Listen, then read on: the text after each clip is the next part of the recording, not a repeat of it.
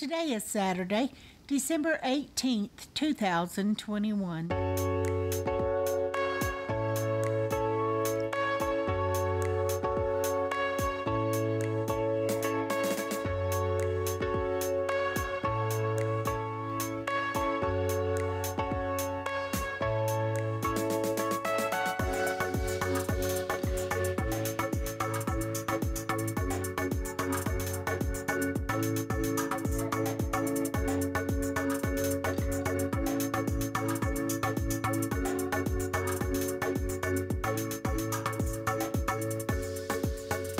Welcome to the Survivor Fans Podcast. I'm Joanne. And I'm Stacy. And this is the listener feedback show for the finale of Survivor 41. The edit has done these fans dirty. It has really messed with their minds. Is that the theme throughout? I think it might be. What do you think? All right. Well, I haven't listened to the audio, so just the... Yeah, a lot of people. And this happens. This happens when you get an unbalanced edit, or when you got we've had it happen in the past when you got a winner that played an under the radar game and you show an edit for an under the radar game.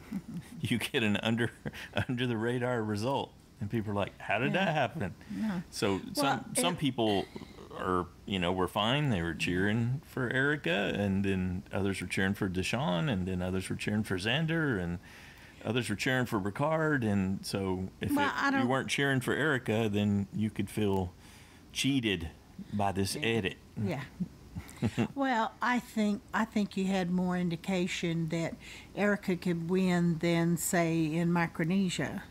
That's when you were most upset, because the edit made us believe that Amanda was winning, and then Parvati won, and we were so shocked. Yeah. And in the moment, and then we had to literally walk across to the Ed Sullivan Theater and do the interviews. Right. And we were still like, what?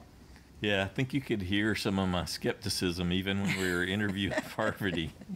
That was probably in my tone, as James would say, in my voice a little bit. The other big one that people, and I think people reference it in the feedback here, is Samoa. People were shocked when Natalie White ended up winning, when it didn't end up being the one character that was featured the whole season. Yeah, we didn't understand that either till we met her. Didn't understand it till we met her, and it was another one of those, oh wait, it's a social game. It's social, and if they don't show you, if you don't if you're not provided insight into how the social dynamics are really playing out, and we weren't here in a lot of cases. There's hints, but it wasn't like they made any effort to make it clear. Then you get to the end, you're like, wait, what? How did that happen? Yeah. So do we need to cover anything before we dive in? I think we got a pretty big cast here, and right? Regardless, it was Survivor. I'm still thrilled to have it back.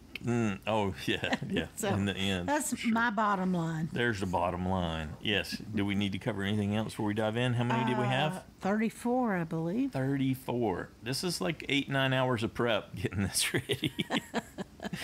That's okay. That's what we asked for, and it's what we got. Absolutely. You guys delivered. So let's get all different. During the holidays. Yes, let's get a lot of different views, some different cuts, different takes on people and how they received it and what they're thinking about, looking forward to 42, all that. Let's dive right in, and we'll kick it off with Pete. Hey, Joanne and Stacy. This is Pete from Boston calling here. Wow. Now, that was an awesome finale, I gotta say. It was a delicious way to end a very good season of Survivor, to me. So here is a great big...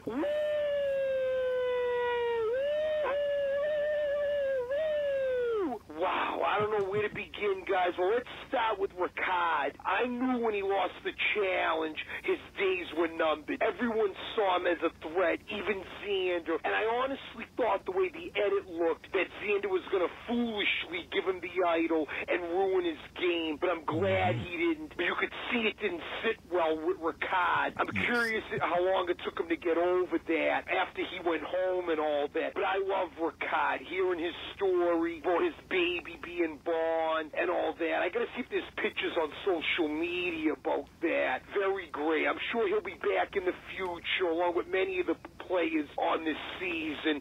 And me and Heather, guys, it took her till the fire-making challenge to do something. Now, she didn't do much in the game, but for a 52-year-old woman, I tip my hat. She came, according to Probst, 3 seconds unbeaten to Shahin. I give her credit. Not that she would have won the game, we all know that, but she earned my respect there. She did. And Deshaun earned my respect a little bit, too, there. I think he redeemed himself a lot with that fire-making challenge, especially when he didn't know how to make fire. I give him a lot of credit there. That being said, guys, Xander made a major blunder. And again, maybe because he was only 20 years old and the lack of self-awareness there, he totally underestimated Erica, thinking he could beat her and she had no chance of winning against him. Oh, we've seen that time and again every season. And now Xander paid the price for it. And not only did he not win, he finished third and got no votes. Hats off to Erica, though, guys.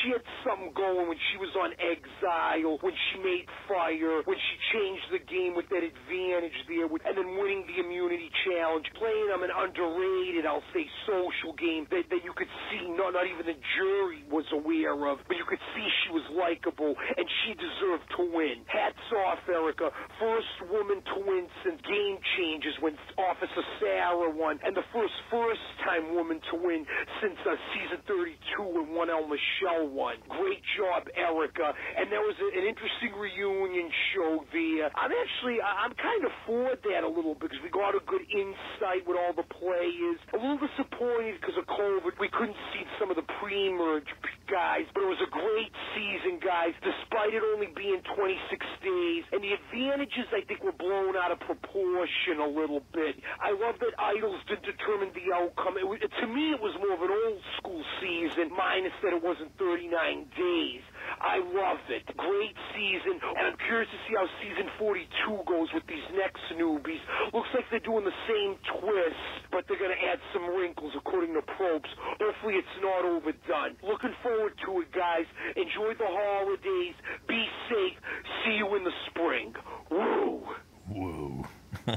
All right, Pete. All right. Good overview of the season, Pete. I came across an African proverb and something I was reading this week, and it's basically the axe forgets, but the tree remembers. Okay. And I think that applies to Xander's game, because you can see it most clearly on Ricard. He cut Ricard, and Ricard clearly remembered. True. And he came back and was a major advocate for Erica. But Xander cut Tiffany, he cut Evie, he cut Danny, he definitely cut Liana. And you could see that building up against him, and they did not forget. Well, I think one of the major things they were annoyed with Xander for, that it's too bad he didn't pick up on it the first time he said about the jury responding to what he had said. Oh, the jury blah, blah. Yes. Yeah. And they responded to, and they all looked like, no, we didn't. And then he said it again in the final. I'm thinking, Xander, don't say that again. He's and missing they all reacted again. He's missing it. So, yeah, I thought he missed that the first time. I think that was kind of key. Well, I think it's a good example of his lack of awareness for sure. Yeah. And that was part of a pattern. And yeah. Though I was very impressed with how he handled himself at the final tribal in a lot of ways, in that I got to see a little bit more of his thought process that we didn't get to see during the season. Yeah. And I enjoyed that. You know, I got to see a little bit more of it as we did with Heather and so that we hadn't seen much from either. So that gives me a different perspective right at the end there. Yes. Yep. Okay, but never mind us. Thanks, Pete. Moving on. Let's check in and see what Christiana thought. Hi, Joanne and Stacy. This is Christiana from Massachusetts calling in with my final feedback for this season of Survivor. I'm really happy with the results. I definitely was pulling for Erica in the final, and I think it's awesome that she's, you know, the first woman winner we've had in a while, the first Filipina, first Canadian. Jeff was really pumped about that. But I think the way the finale episode played out, it really showed us why she deserved to win. It's unclear to me the Xander of it all, like why they hate him so much. I still don't understand. And I think him not getting votes is frankly a bitter jury and them just not respecting him from the jump of the season for whatever reason. It's just because he's a young dude and that was just not the vibe of Yase or whatever. But like, to be honest, Tiffany and Evie, not saying that they owe him their vote, that they have to vote for him, but like they would not have made it that far, both in the tribal component and in the merge, Evie especially, without Xander. So I don't know. I was just a little annoyed to now know that, you know, he seems like, I feel like the read that we're supposed to get from the players is like, oh, he's like a total joke. Like, they don't respect him at all. And that's not what we got, so that's confusing. And I thought he was great. I thought he had good instincts and he was really smart. But in the end, Erica was the better player. I'm fine with her beating him, but him getting no votes is a little absurd to me. Do we know who was it who voted for Deshaun? I was assuming it was Danny. Did we get confirmation of that? Because I feel like he shouldn't have gotten votes in terms of his performance in Final Tribal Council, and he was pretty, you know, intensely eviscerated. I mean, we've seen worse, but I feel like for recently things have been pretty amicable in Final Tribal Councils. What Shan said, and especially Ricard, I feel like they had no patience for him even being there. But yeah, overall, thought it was a good season. I thought it was a great cast. And the fact that I think it was a great cast but only a good season, I think speaks to the various twists and turns that were just kind of unnecessary. But a lot of good social game, which is what I most enjoy in watching the show. And a highlight for me was that I did actually very well in JSFL this season for the first time ever. Yay. I got a 96. I think I counted I scored 19th, which is not great, but overall, amongst everybody, you know, pretty decent. And I had my USB 24. So that's always good. Sorry, Stacy. Can't win them all. But I hope everyone has a great holiday, a happy new year, and I will talk to you in March. Bye. All right. Good one, Christiana. Thanks, Christiana. So we She went beat back. you Yes, and me. I heard that.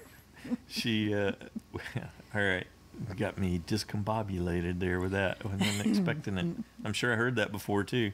You were going to tell her what Danny had said. Or I was going to say that what we did was we went back and we looked at Danny's vote from the previous episode, his handwriting, and then we compared it to the handwriting that you see for the vote for Deshaun, and they match up. I got to say, there's 99.99% that was his. But in Deshaun's interview, he basically says that Danny gave him that vote. He would have been completely upset with him had he not given him that vote. The other side of it too, though, was that I think Danny was sending. We talked about that a little bit, right? He was sending a message to Xander. That was their way to shut him out completely. It was a $15,000 pop too.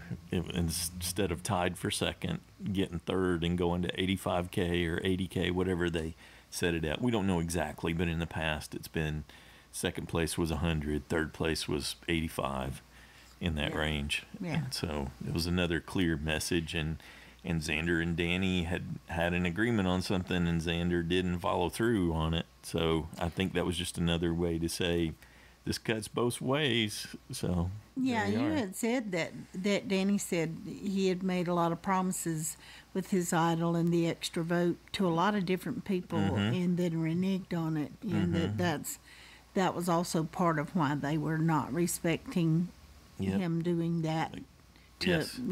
held it against him, and that Xander's doing what he thinks he needs to do to get to the end, but the tree remembers. Ah, Yeah. There we I go. see. Okay. Thanks, Christiana. That's one explanation. So Next up, we got a call from Michelle. Hello, this is Michelle from Minnesota. It was a good episode. The first 2 hours were much better than the last hour, I gotta say. I could have done without that little whatever they called it. I was so happy that Erica won the immunity challenge. Thank goodness she had that advantage to play. I don't think she would have won without it. At that moment, I was just thinking, they better get Ricard out. After Ricard's revelation to Xander that he had another baby about to be born, and Xander got so emotional about it, I thought, oh no, you better not keep Ricard. If you keep him, there's no way you're going to the end with him. And if you do, you won't win. And then he was possibly talking about keeping Ricard. What an idiot. I figured if he did that, then he deserved to lose. I'm glad that he didn't get sucked in and that everyone else voted Ricard out. Most humorous moment of the finale was Xander sitting in the rain and acting like he was at a Kiss concert. I got a kick out of that. They wouldn't have had to sit in the rain, though, if they would have built themselves a shelter. They had time. That last immunity challenge was a doozy. All the way through it, my biggest thought was, Jeff, shut up. I don't know how they could focus on what they were doing with him blabbering like that. And maybe that's the point. Maybe he's trying to throw them off so that they can't concentrate so no one easily wins. I'm just glad Ricard wasn't still there, or he probably would have won it. I'm so glad Xander won that final immunity. I had him picked to win, so I figured I was one step closer to getting those points. When Xander told Erica that he was going to take her to the final three and have Deshawn and Heather make fire, I thought that would be the stupidest thing he could have done, especially after he saw that she really didn't have great fire-making abilities. That was his chance to change his mind and put her in against Heather making fire. I knew, like both Deshawn and Heather, that Erica would beat him in the final three. That kid just doesn't always use his head. He's too much driven by his heart. And in Survivor, you have to use your head. On the flip side, that was the best fire-making competition I have ever seen in Survivor. I knew Erica would win once the final three had been determined. The jury didn't respect Xander's game, and their questioning of him kind of showed that. But at least I got points for getting 2 right out of the final 5. I had Ricard and Deshawn in the right order. Oh, well, nice. I think I did okay for the first season in JSFL. It's been fun, and at least I beat my buddy John. I'll be back in March for the next season. Thanks, Joanne and Stacy, for all the things you do to make this so much fun to be a part of. To all my fellow JSFL players, stay healthy and safe so we can all be together again in March. Take care, everyone. Bye-bye. Thanks, Michelle. I understand that. I only care about beating you. Yes. And I couldn't even do that. We tied. Not this time. But you certainly have in the past. Occasionally. Thanks again, Michelle. Next up, we've got an email from Erin in Canada. Hi, Joanne and Stacy. Another good finale. The edit had us thinking it was someone else the first half of the game, right up until the end, really. Don't get me wrong. I'm thrilled that my fellow Canadian took the win. However, my love for the game can't help but acknowledge that she wouldn't have won without a little help from Jeff this season. I echo the thoughts of a lot of fans when I say I do not think the twists and advantages added to the game, but rather took away from natural gameplay. Great fire-making challenge. I'm always flabbergasted when castaways do not come on the show prepared to make fire. It is a major element of the game. Heather put up a great fight, and it was fun. It was a fun one to watch. I was as confused as a goat on AstroTurf when Xander chose to save Erica. As soon as he did, I knew she had won the game. I feel like the jury questions were rather tame and not very long. Considering the fact that there were some bitter people and many stink faces, it was a very reactive jury for sure.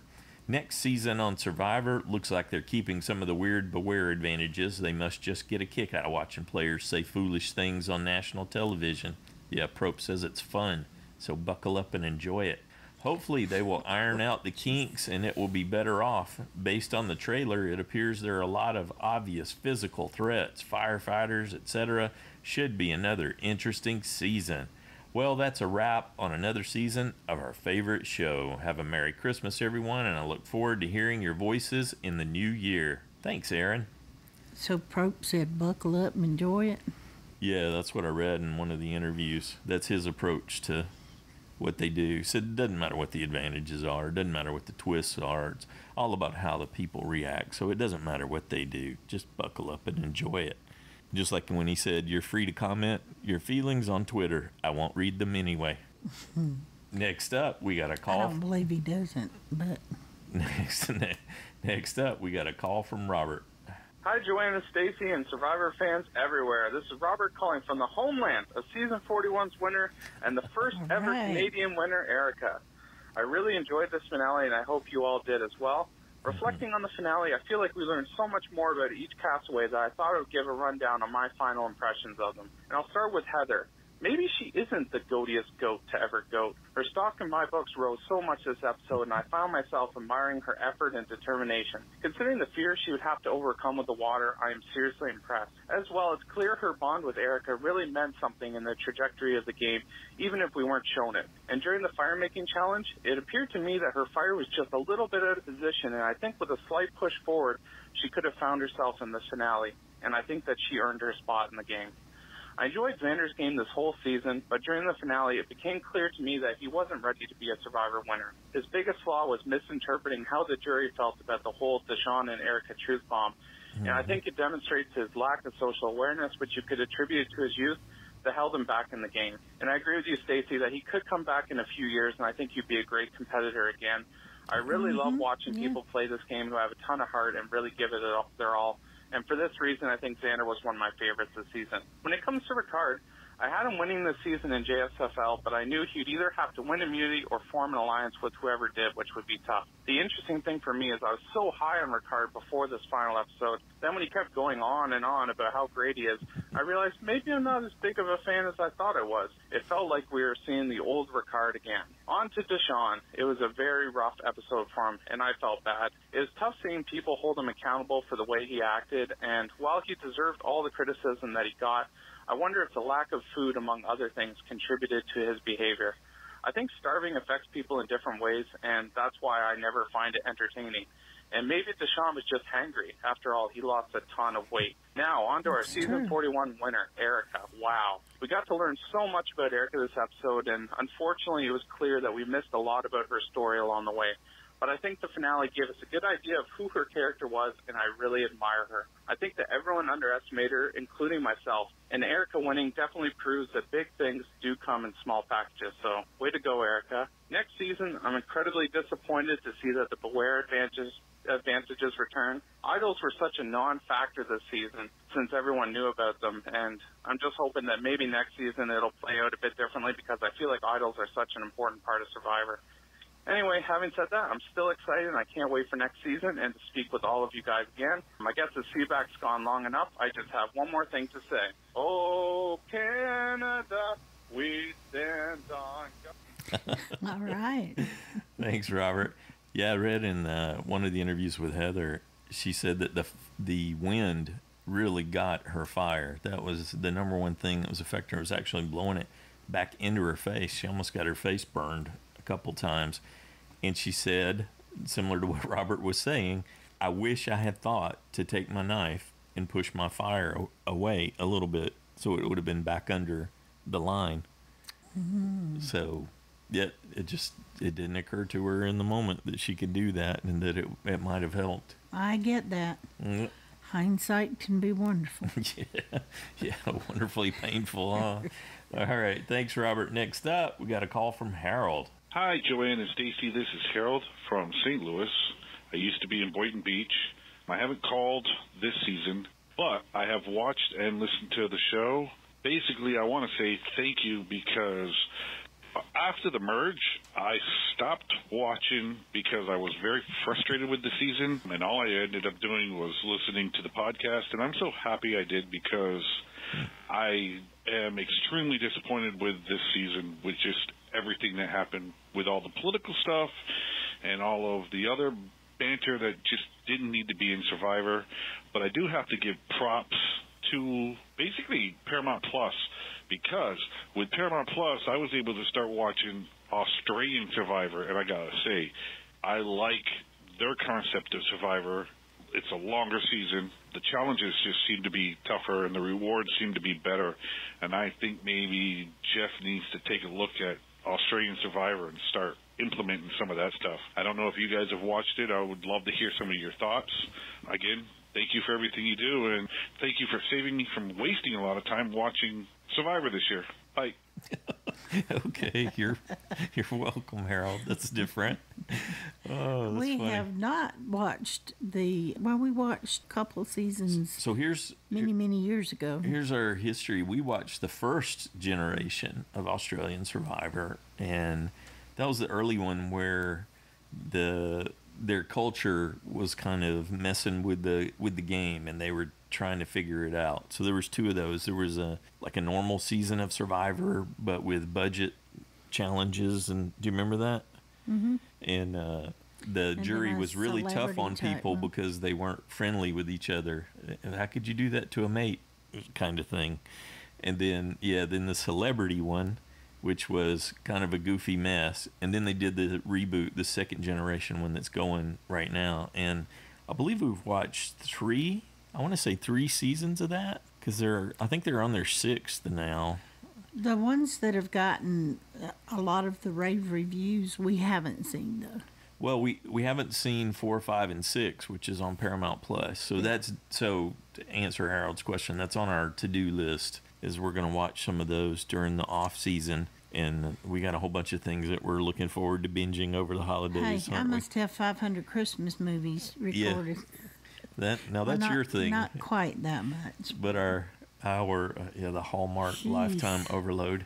We're also looking. So we're going to watch some of the Australian Survivors that we haven't seen, but we did see a couple of the early ones, 2 or 3 of the early ones on the reboot, and they were, yes, we agree, super high quality and just tons of great content and great contestants too. And then we're looking forward to, we got season 2 of The Witcher, and we're really enjoying, I keep forgetting to mention this, the Wheel of Time. And it turns out there's a Survivor alum that's the showrunner for that. That's Rafe Judkins. Rafe. Yeah, from Survivor Guatemala is actually the showrunner for that on He is such Amazon. a nice guy. Yeah, he was a sweetie when we met him at the anniversary party years ago. It was cool seeing him talk about how he's put all this together, and so we're enjoying that. And got some other things. I want to check out Foundation and a couple other shows. But yeah, we're going to check out Australian Survivor, just like you were talking about, Harold. Thank you, sir. Next up, we got a call from Andrew.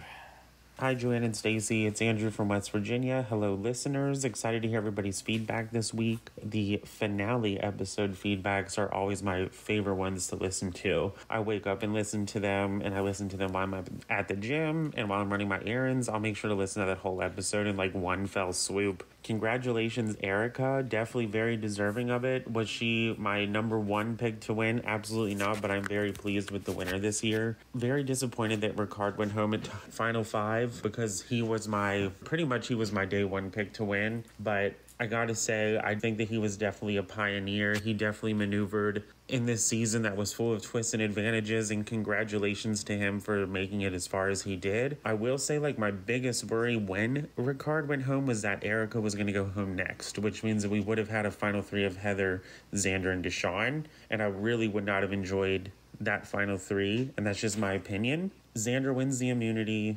Congratulations, but I'm honestly kind of freaking out because I'm like, oh my god, there's no way that they're gonna take Erica to the end. She's gonna end up getting knocked out. And we were getting a lot of backstory about Xander, which, trust me, was great to learn about the guy. Like Xander, I think he played an okay game for being as young as he is, but I don't know which message boards you guys follow, but I've been saying on a particular message board, which I won't mention just in case there's some kind of conflict of interest, that Xander has been the GOAT of this season and that he was just a production favorite. And looking at this final tribal kind of proved my point that this kid really, really, really lacked, and you know, Liana really pointed it out very well, that this kid really lacked awareness of what was going on, self-awareness. But when I heard that he was taking Erica, I was like, what an idiot. For lack of a better word, I would have been pissed had Xander taken Erica out at the Final Four, but then I would have been okay and accepted him winning in that situation. But the fact that he took her, absolutely, he deserved to get no votes. That just sealed the deal.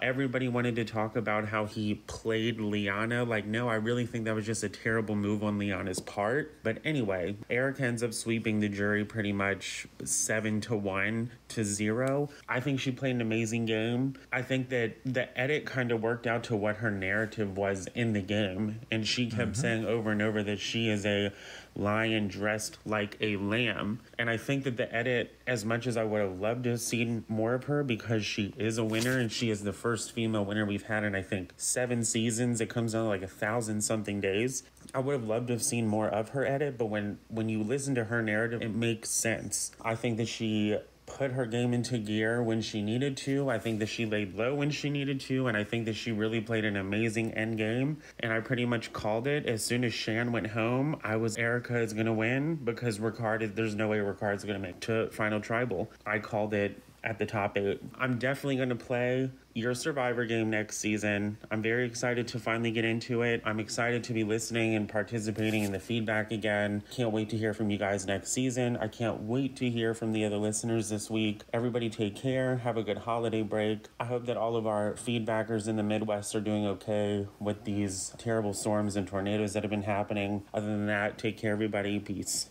Thanks, Andrew. Good job, Andrew. Next up, we got an email from Jack. Hello, Survivor fans.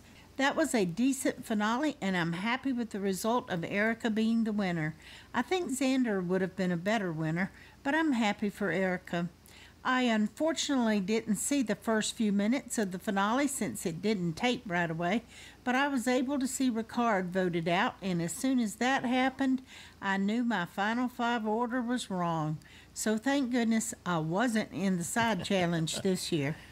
I do think that Xander made the wrong choice of not listening to Heather and Shahin when they warned him of Erica being able to beat him at the end, which obviously happened. That final fire-making challenge was a great one to see.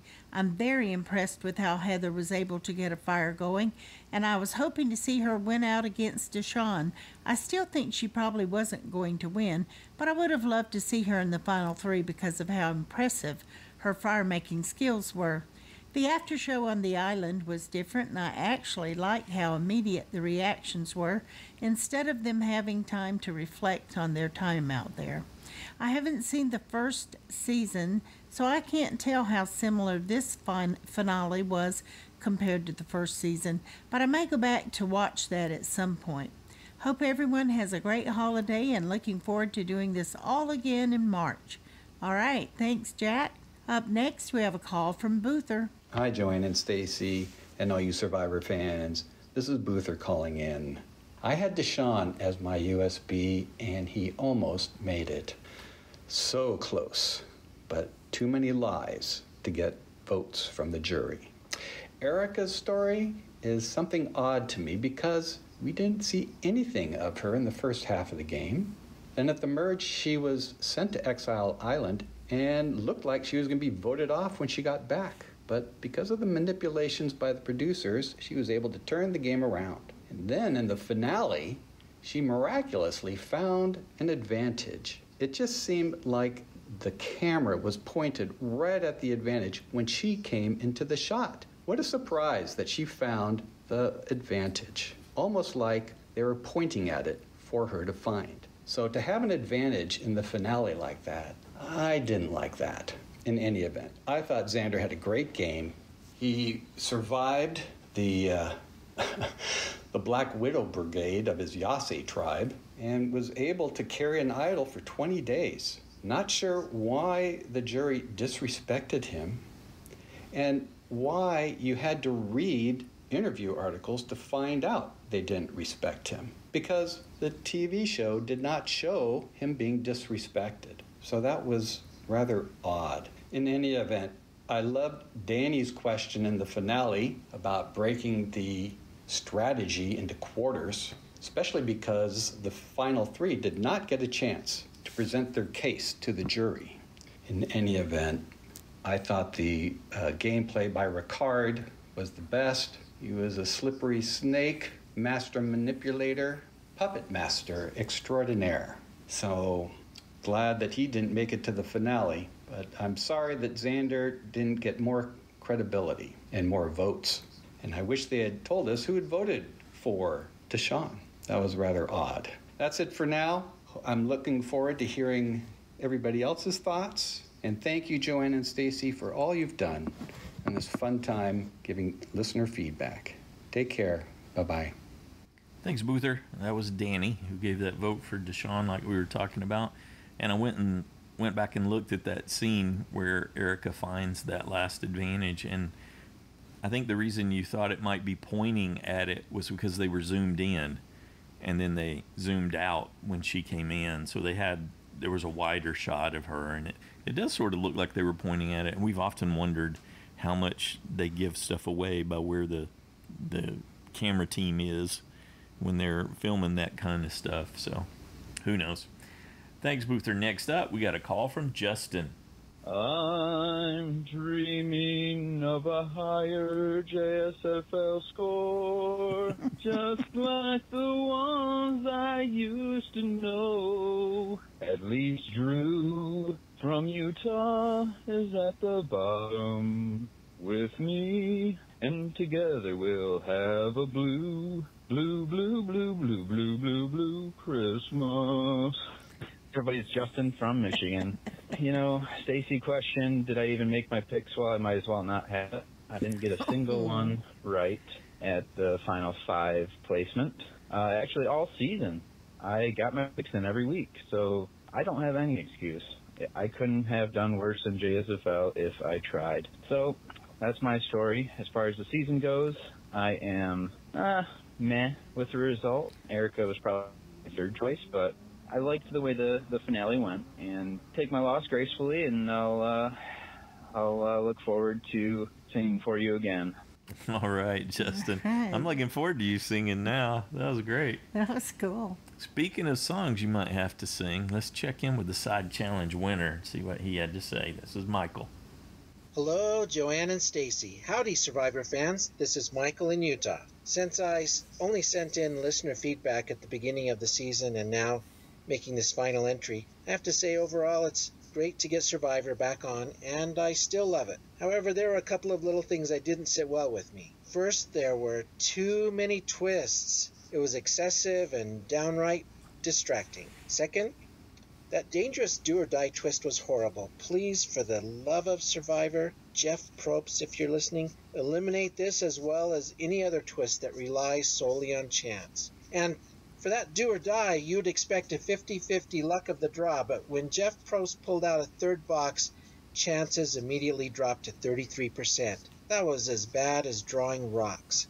And third, Probst addressing the audience directly, breaching the fourth wall. At first I didn't like it, but after a while, it was all right. So the pandemic has changed the game, and for the most part, I feel that the changes were pretty good. I have overall mixed attitudes on the 26 days versus the 39, but from a production standpoint, there are so many advantages. Especially since I run a small home business, production costs are on my mind right now. 26 days has to mean big cost savings. Mm-hmm. Granted, there was probably a quarantine, but that wasn't filmed. Second, the vote count at Final Tribal Council was great. I absolutely loved that. And then the follow-up reunion party was excellent. No audience participation, no camera panning for Boston Rob and Sandra and who knows who else, no live band playing, no SIA award. This was the best thing. Can you imagine how much money they saved with that decision? This was so incredible. I loved it. So this was my first season participating in the Fantasy League Side Challenge, JSFL. I lost both of my USBs, pre-merge and post-merge, but I did fairly well with my picks, and I did really well making good guesses on my final 5. So now I get to pick some songs for our side challenge singers. I picked 2 separate songs, Both are old classic westerns by the same singer-songwriter named Marty Robbins. These are from the late 1950s. The name of the two songs are Cool Water and El Paso. I'm assigning Cool Water to Drew in Utah, and hopefully he gets his tribe to participate. And I'm assigning the ballad El Paso to Justin. I'm anxious to hear what they come up with. Take care now. You guys are welcome at my fire anytime. Excellent. Thanks, Michael. Nice choices, too. I've played El Paso at some uke jams before. That was always fun. Yeah, I think Michael's spot on. They probably saved millions, actually. Well, when you think about it, they're usually out there for about 40 days. They were still out there for 40 days. If they did 14 days of quarantine. But like Michael said, they didn't film for those 2 weeks that they were in quarantine. That's huge. Yeah. That's huge. And then imagine, we've been to the finales.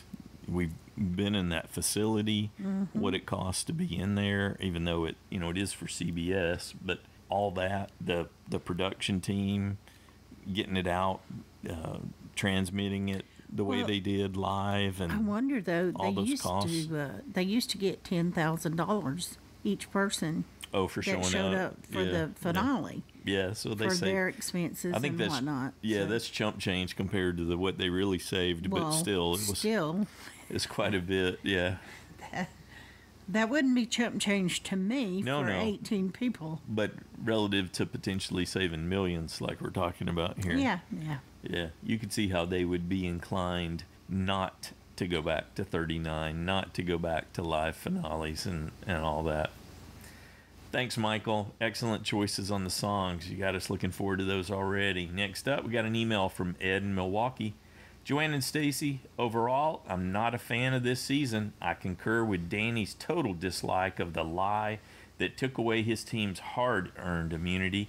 I also dislike the fact that Deshaun was totally dependent on a game of chance to determine if he could still stay in the game. Although there has always been an element of luck, Survivor has been a game of skill and not of chance. Okay, we might have been watching different games. Skill can be physical, mental, psychological, or social, but not solely a matter of chance. Imagine what Survivor would have been like if a Survivor master such as Tony was forced out of the game because he chose door number 2 instead of door number 1. Furthermore, the move to a new beach late in the game and the lack of food did not add to the game.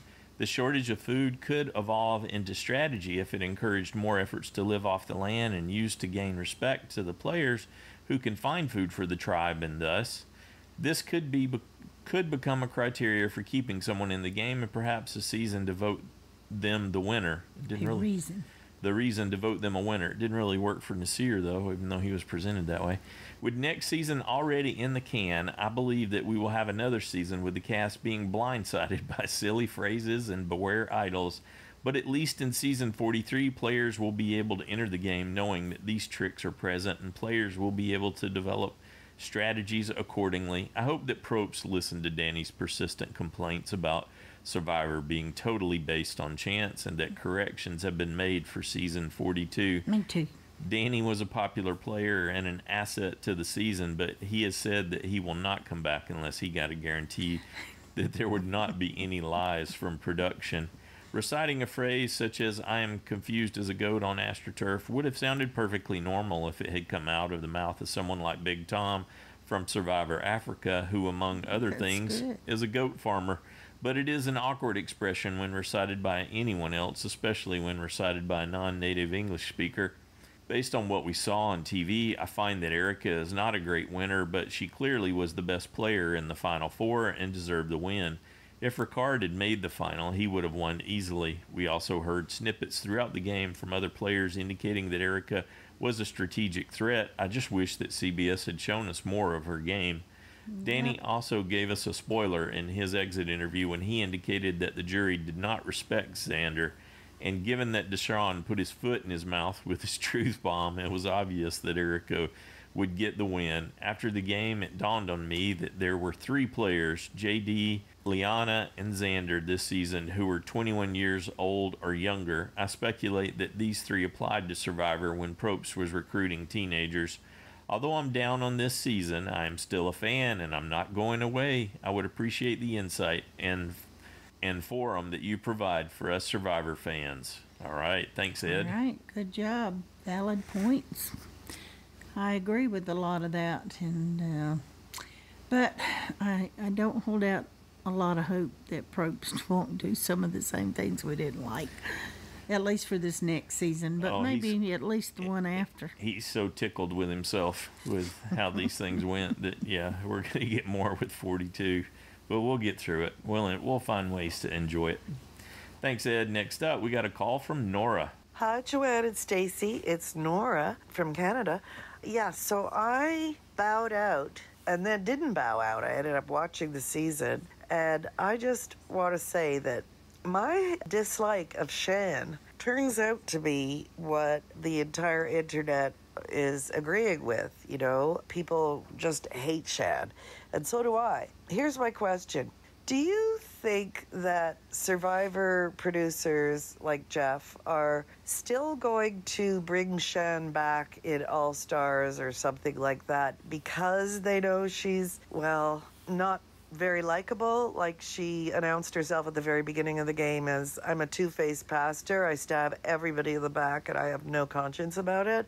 And then a lot of people felt like me, that my emotions were so strong against Shahin. And I didn't like Ricard very much either, but I could see watching Ricard again because I would actually like to see him on All Stars, but just wondering what you think. Do you think that it's like the Russell Hantz factor is still in play with Jeff Probst and the producers? Do you think it's, oh, good, people really hate this person, let's bring them back? What do you think about that? And I also want to say, the saddest thing about Survivor being over is not the show, but not listening to you guys. That's going to make me really sad because I just love listening to you two talk to each other, and you're so smart, and I learned so much, and you're both so warm in my heart, and I really want to hear from you guys between seasons, but I know that I'm going to have to wait, and that makes me sad, but thank you so much for all your great work.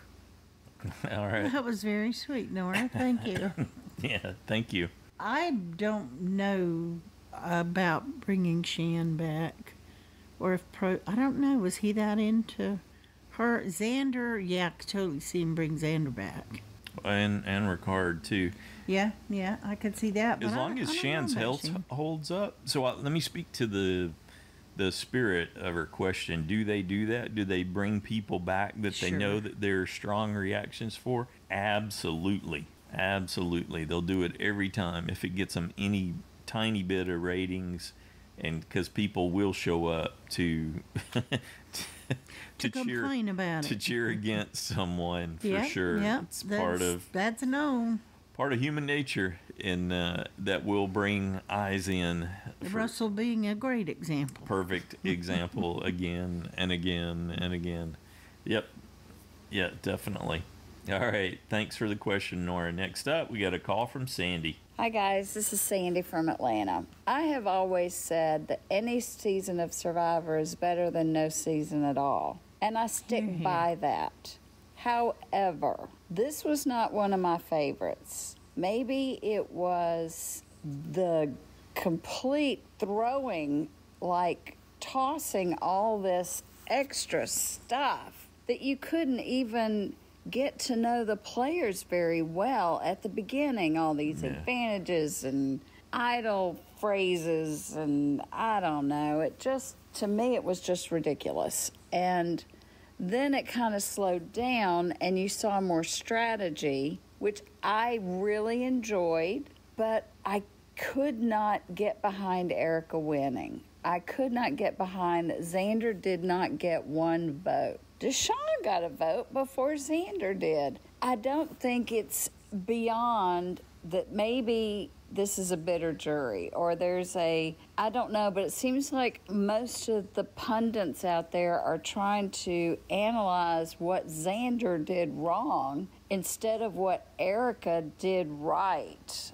I don't see that Erica did a whole lot of strategy. I think she just got lucky, and that she had Heather, where Xander really didn't have anybody other than Ricard as a meat shield. I also saw Ricard's Ponderosa video, and I was really sad to see bitterness. And I hope that some of the people that were on this show will watch it and make an analysis of their behavior, because it is, at the end, it is just a game. And watching Jeff Probst, I don't know what his deal is, watching him made it feel more like a game show. I don't know. It just, something is not right. I can't put my finger on it. Maybe somebody else can. But for me, this was not a great season. I don't know how to make it better. Don't ask me that. In 41 seasons, I've never said that this was one I did not like, but today I did not like this one. And I haven't even seen the reunion. Once Jeff started rearranging the stage, I just turned it off. I just was irritated. So sorry about that. Have a wonderful holiday, everyone. Can't wait to see the new year. Bye. All right. Thanks, Sandy. Next up, we got a call from Shahin. Hi, John and Stacey. Hope both you and all the listeners are well on this final episode of Survivor 41. I'm recording feedback 30 minutes into a recap, so I might have missed some key elements you both mentioned, but it's really late here. I won't have time tomorrow to do any recording, unfortunately. But what a journey. It was certainly one which had its twists and turns, ultimately leading us to a sole survivor in Erica. Before the episode, I told my brother she would win. However, I didn't really bring that rationale as to why at the time. It was just pure intuition. Unfortunately, my heart took over my head multiple times over the course of my first season in JSFL, and it did so again in the finale. It's been a really educational journey for me. I just hope I pop off and start hitting those 3-pointers next season, because 244th just doesn't cut it. To the game itself, I found it really difficult to reconcile the concept of having an amazing or even generational player such as Ricard not win the game.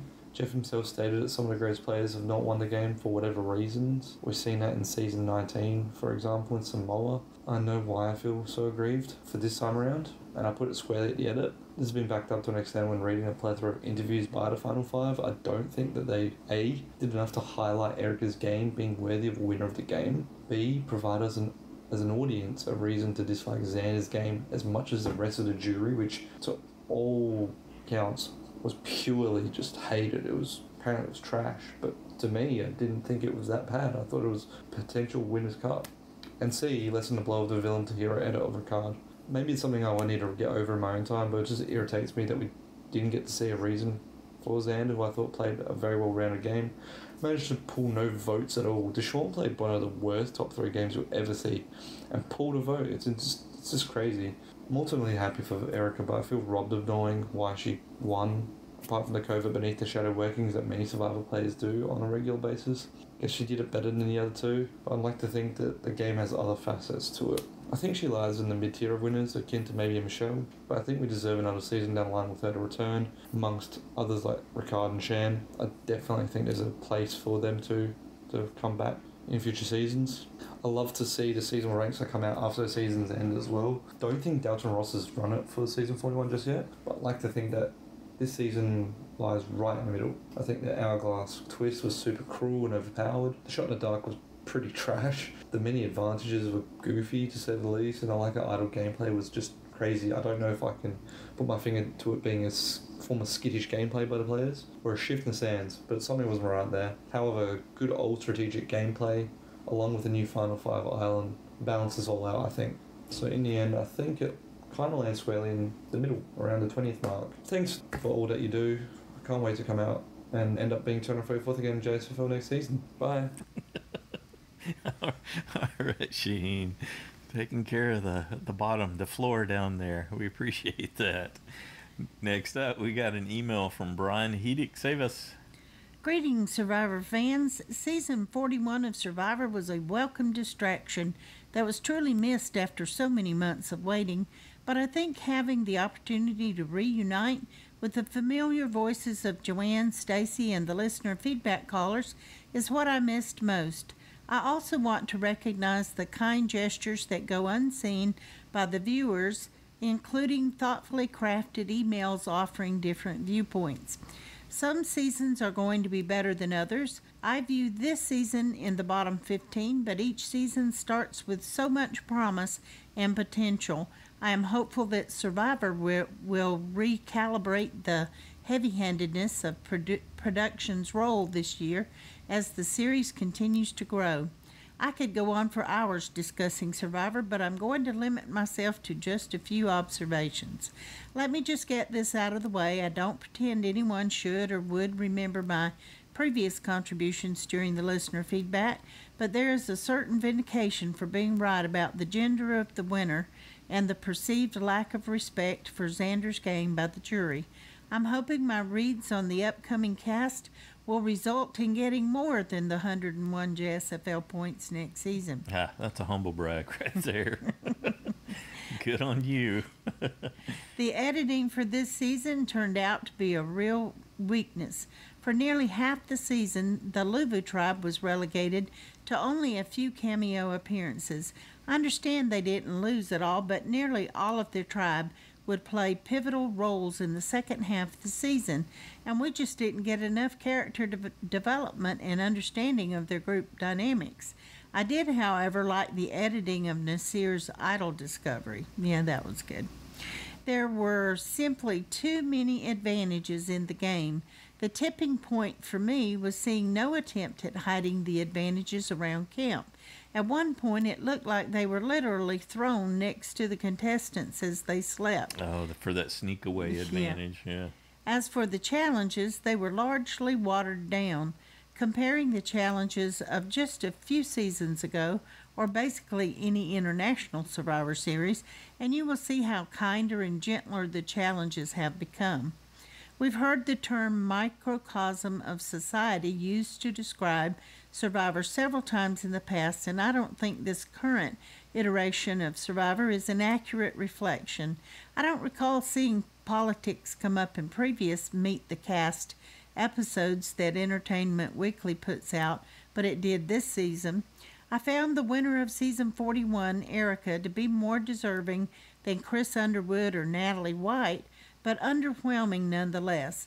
And it wasn't just me. For many in the Survivor community, Shahin getting voted out represented the nail in the coffin for a female winner this season. We simply hadn't seen enough of Erica or Heather to justify a win. So how did this happen? Earlier in the game, Erica's tribe attempted to throw a challenge to specifically get her out. If not for Nasir, she would be gone. How does this speak to her social game? Later, Erica was sent to an island because her team picked Nasir to win immunity with them, thus indicating that she was yet again on the bottom of her tribe. Yet by chance, she gets to save herself with the most controversial twist of the game. Erica's win wasn't something carefully orchestrated or an example of her strong social game. She was literally in the right place at the right time, and sometimes that's all it takes. Until next season, all right, Brian Heidik, save us. Thank you very much. Luck is such a huge, huge element. It's more than skill. I think that's what we've learned over the years in the history of Survivor. Luck is such a tremendous factor in whoever gets there. Now, the winners at the end, the people who get to the end, they tend to rewrite history in their favor a little bit when they're retelling the story, and they omit the huge amount of luck that got them there. But certainly it's a big part of it. If they're honest, that they can, most winners can pick out some point of the game that, luck did definitely play a role where they would have been out. Yep. So that's a good point. Yep. Next up, we got a call from Sophie, Caleb, and Leila. Hi, this is Sophie and Caleb. Leila can't be here with us, but she wanted Xander to win, didn't she? She thought he made a mistake bringing Erica to the final, and he thought that it should have been Deshawn and Heather with him. What did you think, though, Caleb? I totally agree. I liked Xander. I liked how he played the game, but many people didn't work with him, and I don't think he really got to show his full potential. But I really want to see him come back, maybe not next season, but in future seasons. Yay, Leila's back. Maybe she'll say something. How did you guys think the challenges, though, went? They got better, didn't they, towards the end of the season? The one last week where they were twisting in a circle and... Yeah, I don't know. Do you have anything else to say except be safe, everybody? And no, that's it. We kind of got behind because of the Thanksgiving break, But when we rewatched it, I was so happy to see Shan go and then finally Liana go. Yeah, that was unexpected because they were on top and then all of a sudden they're on the bottom. Yeah, good though. I didn't think Deshawn was playing badly until he blew up in Tribal. But still, both Xander and him had good arguments. Yeah, I guess, Stacey, you should have kept Erica. But thank you so much for all the effort you put into it, everybody phoning in. And we'll have to see then how it plays out next season. Unfortunately, they're still going to be yelling out those silly phrases for idols. But we'll still be here watching. And we just hope that you'll stay safe and well. Layla, anything? No? Okay, I guess the kids are quite quiet today. All the best, everybody. Take care. And congratulations, Erica. She did play well, right? Yeah, she played really good. She tried. She won in the challenges. She did well. She found the... But I think like, when she was making the fire, I think she really faked it, that she was bad, so that she would... Oh, yeah. Be put in. Before the challenge, Yeah. It seemed like she was pretending to be bad. You're right. Yeah, because she was terrible. I think I could make a fire pit. But in the end, it was Heather and Deshawn. Yeah. And that was great. Oh my goodness, that was... That was best. But I wish Heather won, you know? Yes, Heather, she did try hard. I think the best, we all screamed yesterday when we were watching it when Xander gave his idol to Jeff and he didn't play it for Ricard, right? We all screamed. Yeah. We were happy about that. Yeah, I think that was a good choice. Okay, guys, take care, everybody. Bye. Thanks, Sophie. Thanks, Caleb. Thanks, Layla. Next up, we got a call from Ann and John. Hi, I'm John. And I'm Ann. We were doing our Survivor feedback. Yep, we watched the finale together. Yeah. It was really fun to watch. Live. Yeah, we really enjoyed it. Yeah, we liked it a lot. And the challenges were pretty exciting. And there was not too many weird twists, so that was good. And what did you think of the winner, John? Well, it was interesting. Xander didn't really have a good idea. He was just... He wasn't really good. He didn't really have good answers. Yeah, maybe he needed to work on his answers more. Yeah, he was totally. Yeah, is what he was. Also, he didn't eat that. Erica got to eat right before, so she might have been thinking better too. Yeah. But she also obviously is well spoken. So, but you're not unhappy with her winning, right? No. She also seems like she did a good job. And your winner pick got to the final, so it's pretty good. Yeah, got second place. John's winner pick was Deshawn. Got second place. And he was sure to rub that in with me since my people got immediately voted out right after I picked them each time. Yep. And then John was asking me about JD, and I was like, who? I completely forgot about JD. Because John doesn't normally watch the Survivor reunion, so he doesn't know how boring they normally are and how they ask all these annoying audience questions and just generally ramble on. So it was actually nice. I thought, even though we didn't get to see the pre-jury people, I thought it was, if you're not going to ask him any questions, don't have them on there because they're kind of a distraction. So I thought it worked out okay. It was a little awkward with them like eating. I felt bad for Erica. Can you just let her have like a 30-minute meal break and then ask her questions? But it worked out. I thought it was good. Better than normal reunion. I actually watched the whole thing. Normally, I just fast forward through all the audience questions and stuff because I get really annoyed. It was more like a reunion show of the audience instead of Jeff's reunion show. So, did you have anything else, John? No. Okay, well, we've enjoyed hearing from everybody all season. It's been super fun to have John watching with me the whole time, doing the feedback. So, everybody have a great rest of your day and the year until March, and then we'll hear from you again. Joanne and I will not get to have Survivor on our birthday like we usually do, so that's a little bit of a bummer, but it'll be soon after that, so yay. And then the Amazing Race is going to be on in January. I think I might get John to watch that. We'll see what happens if I... Bye! Thanks, Ann. Thanks, John. All right, good job, John, on beating your mother. Next up, we got a call from Drew. A couple calls from Drew. All right, Stacy. Let me just make one thing perfectly clear. I only have a minute, but I just finished your recap episode, and yes, I had my finale picks in. Of course I had my finale picks in. I mean, okay, of course it has to be said that my record for picks this season has been spotty at best. But I learned my lesson, and of course I put in my finale that for all the mishaps I had early in the season, to not be alone and so far in the basement, I think is a pretty solid accomplishment. So I'm going to write on that. It was by far my worst performance ever in JSFL, but also is about on par for me to get the final 5 order 100% wrong. I thought for a minute I was going to get the final 3 at least. I thought that Deshaun had screwed up my 4 and 5, Deshaun and Ricard. And my gut was to go with Ricard for the win. So even if I went with my gut, then I would have probably been 100% wrong too. Anyway, I'm going to call back a little bit more with just a few more thoughts. I just wanted to defend myself a little bit on regarding the JSFL picks situation, because come on, Stacey. I mean, hurt, but not really. And to be able to just say I tied instead of staying thoroughly alone way deep in the basement, I think pretty remarkable. Let's put it that way. Okay, talk to you later. Bye.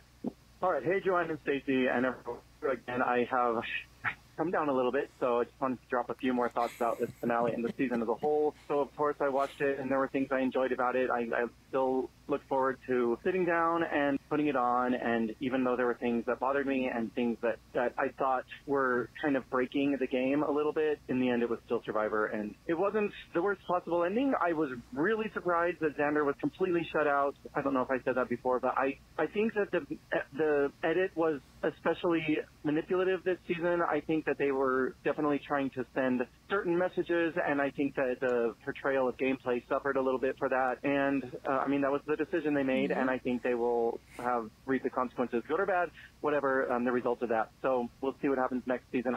Overall, too many gimmicks, too many dangerous twists, and I think that if I'm going to give a loser of the season, I've kind of dropped the ball in winner and loser of the week this season, but if I'm going to give a loser of the season, I'm going to drop that on Jeff, because I think that Jeff is losing the plot, you could say. I think he's losing what made him such a great host in the first place. I have a ton of thoughts about that, mostly just breathe. Like, come on, man. And if I'm going to give a winner of the season, I'm going to give it to Shan's earring, because every single time I saw her up in that jury, I thought, damn, she's rock. That's kind of about sums it up. I did have more thoughts. I think that the finale was fine. I always thought to hear the results, so I'm fine with that. The reunion show was like a poor excuse for therapy session, Jeff. Anyway, I was not surprised at the results of JSFL, and I've already been in touch with Michael, so we'll look forward to that. It's going to be interesting. And talk to you later. Bye. All right, thanks, Drew. I think his cell call was breaking up a little bit. He was talking about Shan's ring, the big hoop earrings. So on point she was with those. Thanks, Drew. Next up, we got an email from Michelle, another Michelle. I think a different Michelle. Yes, it is a different. Hello. It's spelled differently. Oh, hello, friends. I've been listening to your show for the last couple of seasons, but I've never written in. But I have a problem I thought you might have insight on, because I cannot find the answer anywhere on the internet. I have gotten rid of cable, so I have to watch Survivor on the Paramount app through Amazon. Most of the shows come out the next day after airing, but the finale didn't come out until Friday around noon. Do you happen to have any insight as to why they do that? If you don't have any information on how the streaming apps work, no problem. I just thought I would ask. Thank you for your show. It's interesting to hear other people's insights on the show. Perhaps next season I will participate in your contest. Thank you. All right, thanks, Michelle. So I don't have an authoritative take on that, but I think it comes down to the deal they do with the cable companies. So they've got that first cut at it for broadcasting it live, because the cable companies buy up those packages for different shows and from the networks. The one thing, I was a little confused with how you said the Paramount app on Amazon, because I watch those differently. The Amazon content I watch on the Amazon player, and the Paramount Plus app we use to watch. That's how we watch. And so one thing that you could do, I don't know if it applies to you or not, is that with the Paramount Plus app, if you've got that subscription, you can choose to watch choose the live TV option, and your web browser or the app will say, here's the location that I'm at. And I think it was Ann that was talking about one thing people do with that is that they'll use a VPN service, so they get an IP address, which is how they talk to the Paramount servers, and you can get a VPN address that's somewhere on the East Coast. so you can watch the feeds early. Another thing that you can do is there's a plug-in for lots of different web browsers that allow you to say, oh, this is the latitude and longitude I'm at, or your location. This is my location when the streaming app asks for where you're located. And you can go in and tell those little plug-ins, extensions for the web browsers, well, here's my latitude and longitude, and it just so happens it's somewhere on the East Coast or wherever you want to watch, and use that live TV option as a way to watch there. I don't know if that's exactly what you're looking for, but maybe that'll help you or someone else, and we appreciate you checking in with a question. Thanks, Michelle. Next up, we got a call from David. Hey, Joanne and Stacy. It's David in Pittsburgh.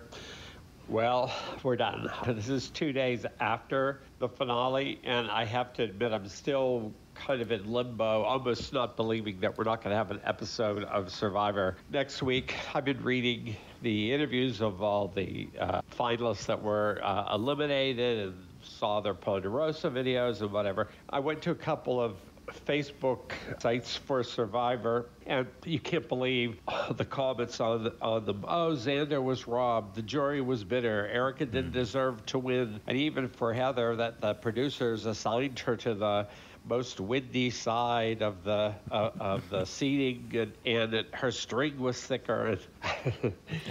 And Deshaun said, yikes. These are comments from the fans. I'm a Survivor fan, and there have been other seasons I've seen that were just okay, but I thought this season was really, really good. I thought it was fast-paced, a lot of strategy, a lot of big surprises, and then adding in JSFL for the first time kept me on the edge of my seat. It just made the experience so much better. So how is Survivor watching at my home? Well, I'll be on the edge of my seat. It'll be tribal council. I'm trying to figure out who's going to go. The close-ups are there. Everybody's getting anxious. I make a comment to my husband, turn around. He's nowhere to be found. He's off in the kitchen making a drink. Do you want me to save this and hold it till you come back? No, that's okay. Let it play. So that's how he's just not a fan the way I am. So, of course, in our competition of four, two good friends, my husband and I played using your rules for JSFL. Who won? Yes, my husband. And so on Thursday, he went to the Rotary, and they call it Happy Dollars, where you give them $1 and get to say this great news. And he gets to announce to the Rotary that he won the competition, and how I ran it, and how I go online and I call this podcast every week. So that's the way Survivor goes here. Also, the morning after, that was Thursday morning, I got up I make the coffee, go out, walk the dog, come back, start listening to, I listen to your recap on the walk. When I come back, I'm listening to you making the coffee, turn on the coffee maker, start reading the paper, get up to get the coffee. What I have is a glass of lightly colored water. I forgot to put the coffee grounds into the pot. I've never done that before, so you can tell I'm still coming down from this season. Yeah. Anyway, I run out of time, so I just want to thank you for the podcast. Thank you for all you're doing, and I will see you guys in the spring. I can't wait for season 42, and I can't wait to see them use a lot of the same advantages over again and how they're played then. Anyway, goodbye. All right. Thanks, David. I love your outlook there. Hopefully. And thank you for your participation. Mm-hmm. And I hope that we'll get a completely different take on things, too. I like your optimism. I think if we get so invested sometimes that I know that affects my judgment. And, sometimes having a lot of different opinions doesn't help me. It just confuses me. Because it's like, I can see every single one of those happening. Yep. But what am I going to do? Right. Good deal. Next up, we got a call from Parker. Hey, it's Parker from Indiana, and I really enjoyed this finale. I thought it was a lot of fun. Some of the strategy, very questionable. Like, the debate between Deshaun and Ricard, it's so obvious. That's such an obvious choice. You vote out Ricard. Like, yes, Deshaun made you mad. I get that. However, strategically, Ricard is the best move. And it's at the point where you don't need to be protected by allies anymore. In my mind, Final 8 is when it's okay to start voting out your allies, because that's when it gets down to the wire. But like Final Five is really down to the wire. So yeah, it's okay to vote out your allies. Just do it. If they're bitter about it, they're bitter about it. They don't understand Survivor. So cry about it, I guess. But yeah, so I'm glad that they actually voted out Ricard, because that's just such a better move. Not that I don't like him. And I think he kind of messed up revealing that he's expecting at home. If you're going to reveal that, that's something to reveal at Final Tribal Council. You got to learn from Jeremy.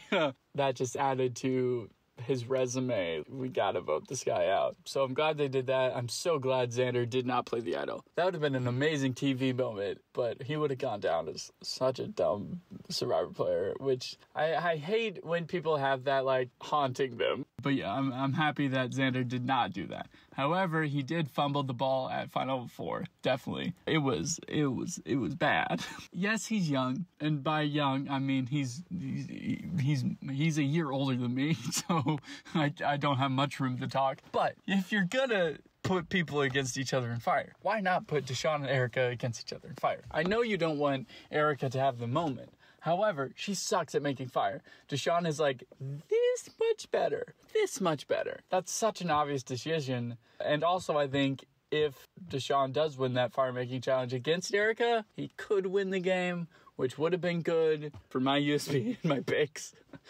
Also, I like Deshawn, even though he's a hot mess.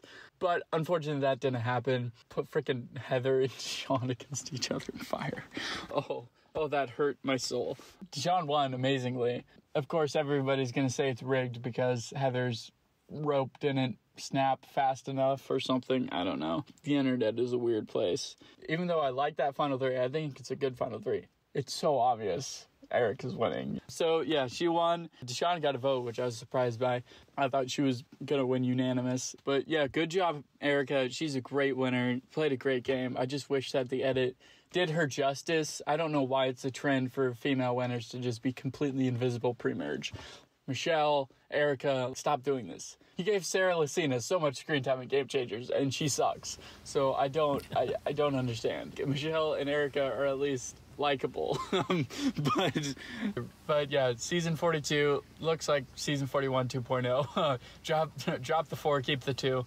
Beware advantages are back, new phrases, whatever. I'm sure it's gonna be a fine season. This was a middle tier season. It wasn't bad, but it wasn't great. It was fun. But yeah, that's all I got. I will see you guys next time for season 42. Thanks, Parker. All right. Next up, we got a call from Brandon. Hey, Joanne and Stacy and Survivor fans. Brandon from Cleveland. My thoughts on the finale. So before we get into anything, I just wanted to ask Joanne if you could do me a favor and check and see what my score was, too, compared to the rest of the Fantasy League. I want to know if I was too much of a chicken or if I was actually very smart for not playing, because I have no clue how I did. I don't even remember what my final 5 order was or anything like that. So I would just like to know, when you're giving the feedback, if you could compare me to the rest of the people that played too, just so I know. I thought it was a good season, not a fantastic season. I probably enjoyed the pre-merge a little bit more than I enjoyed the post-merge. I really enjoyed the characters from the pre-merge and the post-merge. I thought it was a great cast, but there were too many twists and gimmicks and everything for my liking. But I mean, it's fine. It's Survivor. I kind of roll with the punches with it. Nothing that happens on Survivor upsets me too much outside of like the really, really ugly stuff that won't be talking about now. But it'll probably go down as somewhere in the high 20s for me. But anyway, I was just very excited to have it back. And if season 42 is more of the same, it's still one of the best shows on TV. I love Survivor, which means Survivor 42 will be a great season of television, even if it follows a similar trajectory.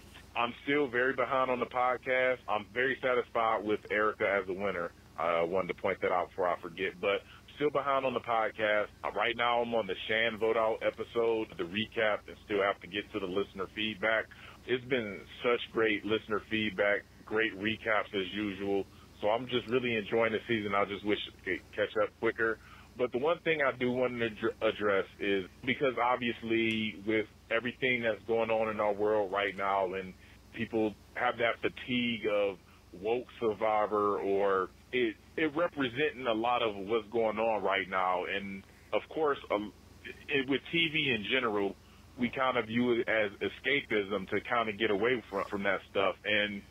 But the thing I just want to point out is, it's been said so many times by people on this podcast, by people on other podcasts, by the survivors themselves, that Survivor is a microcosm of life. And I've always believed that. So I just believe Survivor is just being a reflection of what's going on in our society right now.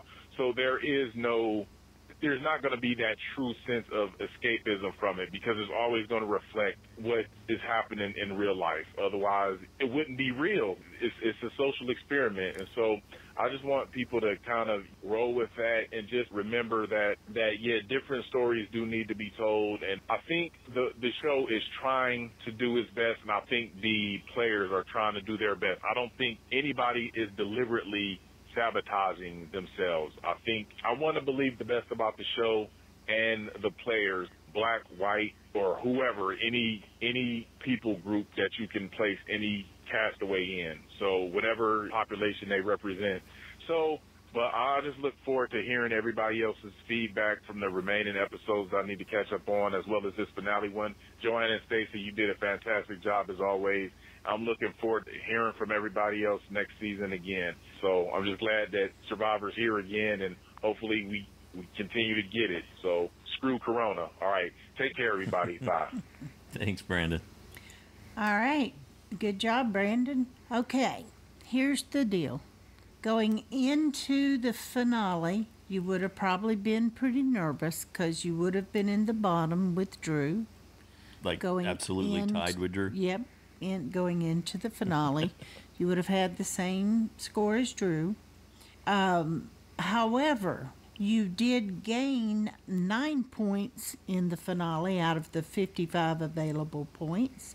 So you ended with 53, which would mean that you would not have been in the bottom after the finale. Wouldn't have been one of the side challenge singers. But it could have been a little nerve-wracking going in.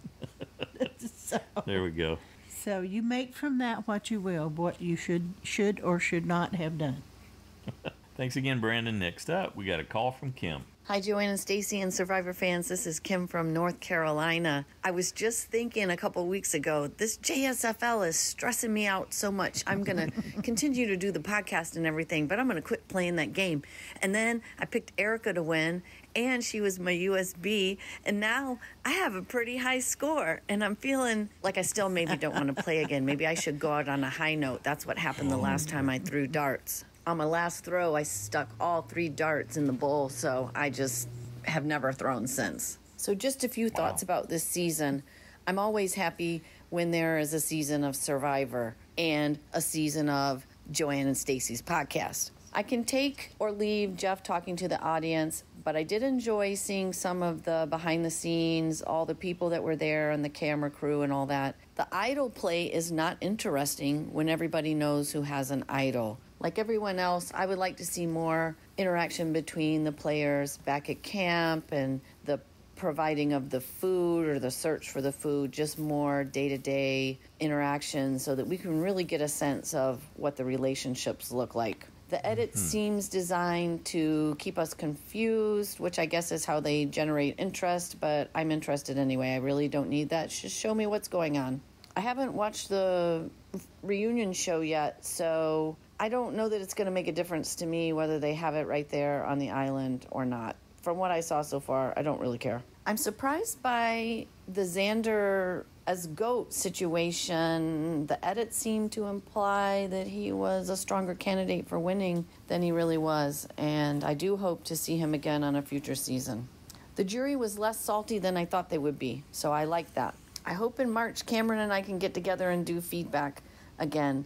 I enjoyed the season with everybody. I hope everybody has a wonderful, safe, happy time with friends and families between now and the next time we hear each other's voices. Take care. Survivor love. All right, thanks, Kim. I'd kind of like to see him come back. Maybe give him 5 years to mature and. You're talking about Xander again? Yeah. Yeah. Yeah, I think I think he could be really awesome player. You know, he'll learn from this. Yeah, I saw this not too long ago. Men hit emotional maturity somewhere, they say, in our 40s, like around 42, and women hit it at about 31. So he could even take a little longer than that. It might, although he's probably above average in that regard anyway. Yeah, he's pretty mature for his age. I thought. I was surprised at how mature he was, but I think it would just the self-awareness thing would make him just an awesome player. Could be. I think he could do it better now that he has a better idea. Oh, for sure. Yeah, he definitely seems like the raw materials are there that he could come out and be pretty incredible, anyway, entertaining. That's my thought. Like Kim was saying, that the edit really did a lot of us dirty in that regard.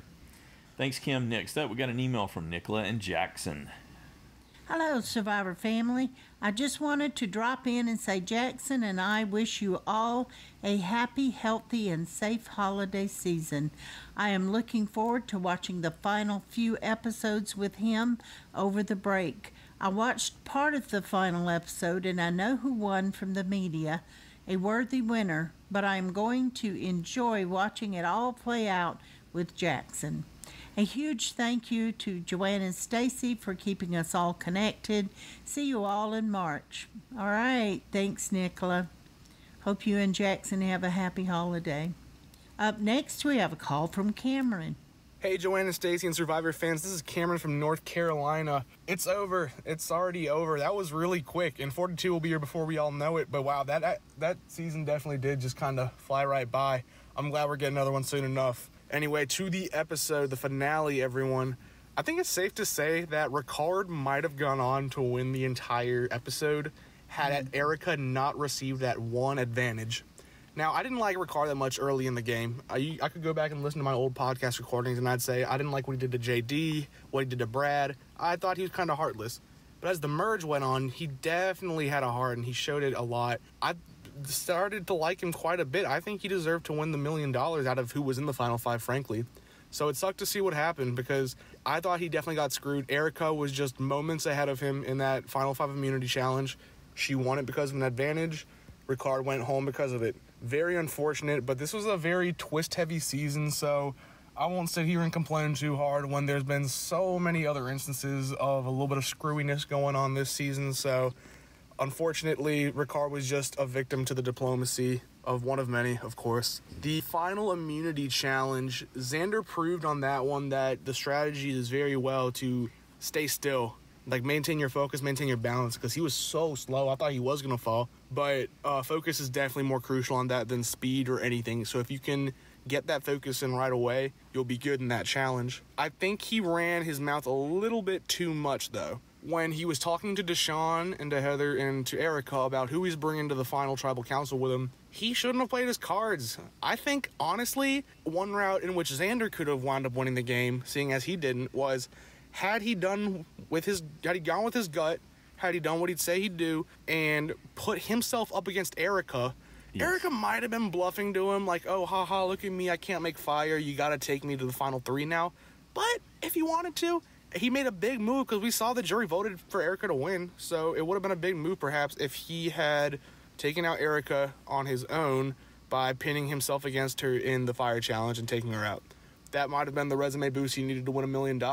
And overall, I thought he got over-edited. Because I really did like Xander. I thought he did really good. But just seeing the jury's impression on him, I mean, you would have thought that he didn't do anything at all. Whereas Erica, I thought, got under-edited. I thought Erica had one of just the laziest winner edits since Natalie of Survivor Samoa. I really do. I thought Erica was not shown enough. And maybe she didn't do enough. Who knows? I thought her growth arc was pretty cool. And I think it's great that we have a woman finally since Sarah. We have not had a woman in years now. Third ever woman of color, I think, to win the game at that. So very neat that we have Erica as the winner. Just a little confusing for me. And I won't complain too hard because predictability can sometimes be one of the worst parts of Survivor. And so having it all be a surprise hey, I can't complain. Joanne and Stacy, Survivor fans, it's been short. It felt really short, but I will see you guys in the spring. Hopefully, I will be more active. Maybe I'll even get into the side challenge again. Who knows? Love you guys. Thanks a lot. Yeah, thanks, Cameron. I think you really nailed that, too. If Xander had done that, if he had gone for the hero moment, it definitely would have put a different twist on things for sure.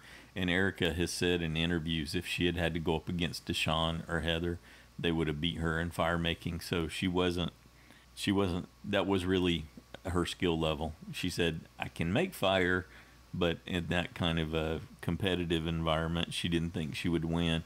And Xander, he could have, if he had, we've seen the impact of that choice. I think he said it in one of the interviews, he chickened out. Basically, he didn't make that choice to take her out, and it could have been a huge factor for him. Yeah, because that is what the main thing that seemed to infuriate Ricard. That he took him out, but you left her in. Why would you take number 2? And so I do think it would have made a difference. I think he would have. I don't know that it would have been enough, but it would have made a difference. It would have given him more to chew on for sure. I would have liked to have seen Jeff do one of his, hey, well, if Xander had done this, and who would have voted for him? But no such luck. Thanks again, Cameron. Next up, we got a call from Noelle. Hi, everyone. It's Noelle calling from Albuquerque. What a finale. What a season. Let's get into it. Ricard went out with a fizzle, which surprised me, even though a lot of people predicted that he would go out next. I thought that he would win the final 2 immunity challenges and make it all the way. So I even was buying the edit suggesting that Xander would play his idol for Ricard, and I did not hate that. I thought that would have been kind of a power play on Xander's behalf, might have gotten the jury's attention a little bit. Speaking of Xander, I think it would have been so easy for them to edit him like the golden boy, like they have others in the past, but instead I think they showed a lot more of him. We got kind of a full picture on Xander, I would say. He came off as very kind and humble and sensitive, and I ended up really, really loving Xander. And for that matter, I kind of loved the edit they did on almost everybody this season. I feel like we really got the full humans behind all the survivors, their flaws and their better characteristics, and a good explanation of how the game went down at the same time. And I really, really appreciated that, because I think it's really hard in the finale if you are cheering for somebody who's kind of been set up to be the hero and then they go out, and I don't know, kind of makes it hard to be satisfied with the end. I was pretty satisfied with this ending.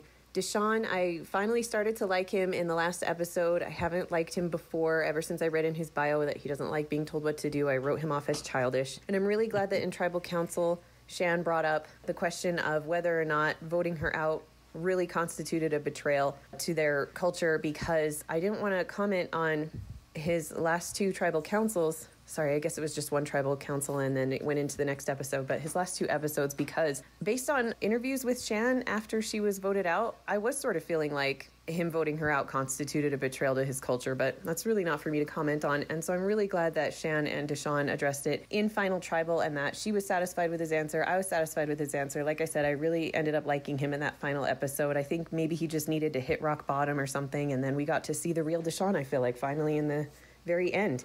Erica's win was satisfying. I don't feel like I'm going to hear a lot of people saying she didn't deserve it. You never know, I suppose, but I'm really struggling to figure out how did she pull it off, because I don't feel like her game was all that different. Many women who have played before her, especially recently, like Hannah Shapiro comes to mind. I feel like Hannah Shapiro played a lot better game than Adam, but the one thing that stands out to me is Erica aligned most closely with Heather, whereas a lot of women in recent seasons have aligned more closely with men their own age, so I wonder if that's the key. Good moves for the season. I liked all of the advantages.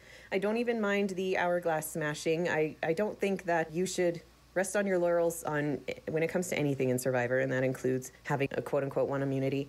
I liked the game within a game, so I think I'm going to try to engage more with that next season. I ended up on the fence about the season being shorter, because in the exit interviews we are hearing not as much about people having health issues. And so if a shorter season helps people stay healthy, then I really can't argue against it. The cast was amazing. I already addressed the editing was great too. I hope everybody has a happy set of holidays, a great year end. I'm going to miss hearing from all of you. No Survivor until March. It's going to be a long break for me. I'll look forward to hearing from all of you again soon and again in the spring. Bye. All right. Thanks, Noelle. Next up, we got a call from Jacqui. Hi, my name is Jacqui, and I'm calling from Wisconsin.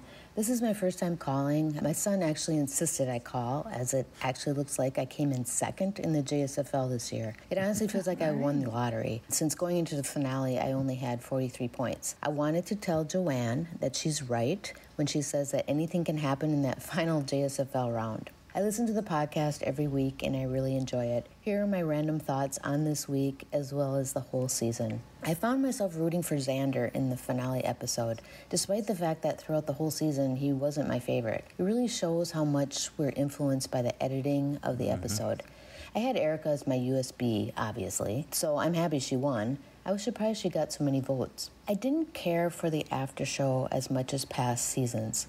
We, the audience, missed that usual shock of seeing the survivors all cleaned up and back to their normal weight. I didn't realize how much I enjoyed that aspect. I also thought the pizza party theme was awkward. Maybe they could have taken like a quick break or something and let the final four grab something to eat and then start the after show. On the topic of challenges this season, I wish they would mix things up more. Something other than the obstacle course ending in a puzzle every single time. Bring back the odd food eating challenges, the survivor trivia where they have to have collected information about each of the other survivors and they have their quiz and they have the little flipboard in front of them. I enjoyed that. I also miss how they used to bid on mystery food items. Overall, unlike many on this podcast, I did like this season. I really liked the cast and I liked the different perspectives they brought. It's rare that I can say that I actually like all of the final three. I would have been happy if any of them had won. So I'm looking forward to season 42, and thank you, Joanne and Stacy, for hosting this podcast. Merry Christmas. Thanks, Jacqui. All right, excellent first feedback. Yeah, great first feedback. And congratulations on getting second place. That's awesome. That's impressive for sure. Next up, we got a call from Jade-n-Christine. Hi, Joanne and Stacy. This is Jade. And Christine. From Hawaii. Aloha. We just wanted to give our overall thoughts about the season. So good. Of course, I'm extremely happy Erica won. I'm so thrilled that I kept her as my USB. I just feel very vindicated right now. Oh my gosh. It was very satisfying. You can brag. You can brag. I can brag, yeah. Yeah. Yeah. Yeah, it was just amazing. And I don't know why I don't put the same votes as you. Like, I always think I know better. But see, that's the curse of being older. And we thought it was hilarious. Just that Xander didn't get any votes. Poor Xander. Poor Xander, but he was so confident. He had that confidence of the young, that just like blind. Yes. I don't know why people really didn't like him. I'm not sure either. It might be his smugness. He's a little smug. He does have that kind of face. Yeah. He does. Yeah. I think out of this season, if we could see anyone come back, I would love to see Ricard and Danny. Mom and I were talking about maybe doing like another heroes versus villains, and Danny on the heroes and Ricard on the villains. That would be a great season. Yeah, just build out the cast from there, and I think that would be a great season. Yeah. What do you guys think? Who would you want to see come back? Yes, let us know. Yeah, and overall, I don't know. I didn't really love any of the new Twister advantages. You could do away with them all. I'd be fine with it. I know they're coming back next season, but maybe season 43 we can just go back to regular hidden immunity idols. I kind of like those better than this phrase thing, and not a big fan, but we'll see if it's different in 42. Could be different. Yeah, like classic. Yeah. That'd be nice. The challenges were really good, though. They were good. Especially, I like the ones that use the water. Those are always really exciting. Yeah, I like the combination of like when they have to swim and then they have to go on the beach. Yeah. I enjoy fun that. Puzzles. I noticed that there was no huge maze thing at the end, though, what they usually do. And we're thinking maybe there were some budget issues, so they probably just had to reuse some things. And couldn't build a very big set, very big maze. They couldn't blindfold them, make them walk through a giant maze. Just, okay, we have this one thing, we'll just do this one thing here. But yeah, the challenges were good this season. They were fine. Yeah, overall, I just loved it. Yeah, but yeah, it was great. We're looking forward to next season. We hope that maybe Joanne and Stacey, if you want to come out sometime and visit us. Yes. We don't get snow where we are. We live on Oahu, so we don't have the big mountains with the snow like they do on the Big Island. So it's just lovely here. Nice beaches, like some nice hikes. You can come over, have a meal with us. You can talk Survivor. And that's open to everyone. Yeah. Come visit us in Hawaii. Visit us. Listen to the birds and relax. Yes. Yes. Well, we hope everyone has a wonderful holiday. Yes. Mele kalikimaka. Thanks, Jade. Thanks, Christine. That sounds lovely, doesn't it? We love Hawaii. Yep. We haven't been to Oahu. To answer your question, who wouldn't want to see Danny come back? Mm-hmm. And Ricard would be great on the Villains Tribe. Such I think that's a pretty smile. Excellent. Actually, he is a handsome man, and I think that'd be a great start to a heroes versus villains too. Mm-hmm. Yep. Yeah, I think he's a good guy, but I just I don't think they would ever give him anything in writing that said they would not lie to him, and I don't think he would agree to come back. Yeah, in that case for sure. Yeah, unless they put it in writing in a contract for him, I don't think he'd do it. At least not right now. Good on him. He was pretty adamant about that. Mm-hmm. Next up, we got an email from Josh, the plush moose from Massachusetts. Dear Joanne and Stacy, it was a great finale, but the winner left me flat. She was saved 3 times without any agency, so I personally felt like she should have been viewed as a goat. My other observations, Xander said he was rising to the top. Is that why the jury treated him like pond scum? In the final analysis, Deshaun's truth bomb blew up in his face. Those trees danced like a plush moose. Yeah, they did. That turned out to be such a stupid phrase. Erica's slight advantage was like Monty Python's Black Knight's flesh wound. Am I the only one who wondered if Ricard's baby story was a dead grandmother ploy? Well, it was that we knew that before the season started, but I understand what you're saying. It did seem like he was trying to play it for emotional. Knew. So I think he was playing it just like Fair Play did. Yeah. Xander dangling hidden idol saves to his allies was like Lucy teeing up a football. Exactly. It was sweet that Erica used her gift card to take her mom Heather out to dinner. Xander describing himself as a tumbleweed was his big moment of self-awareness. Jeff's truth bomb, some of the best players will never win. Xander says he's a rock star. Is he the new drummer for Spinal Tap? Was Erica off camera huffing and puffing at Heather's fire? Xander's Kobayashi Maru at Final Four, even a full Underwood may not have saved him. Yeah, that's true. Heather and Deshaun were on fire in the Final Four challenge. Rah, rah. Is this the first season where a goat carried the winner to Final 3? That's a good point. I think it might be. In Danny's football analogy, Xander fumbled the ball in the 4th. Deshaun's 1,000% is Culpepper math. There you go. That's good. Yeah. Most of the jury wanted to play Erica's game, so it makes sense that they respected it. Absolutely. Liana asking Xander if he had an idol really cracked me up. Us too. It was fitting that Pastor Shan wore holy pants. Oh, that is severe dad joke territory right there. Jeff kept saying he was good for the money, but we know he's lied before. Stu made the pizza. Did he make the Survivor stew too? Okay. Being Canadian, Erica may be the only winner to actually take home $1 million. Yeah, and or more. More, yeah. There's no taxes. I don't know if they're taxed there. Jeff's office party beats mine. His has champagne. One of season 42's idol phrases will be, I'm a little teapot, short and stout. Adding insult to injury, Xander got no votes and no champagne. He's underage. I didn't even notice that. No, I didn't either. Jeff was mellowed. I never thought I'd see the day where he asked for a group hug.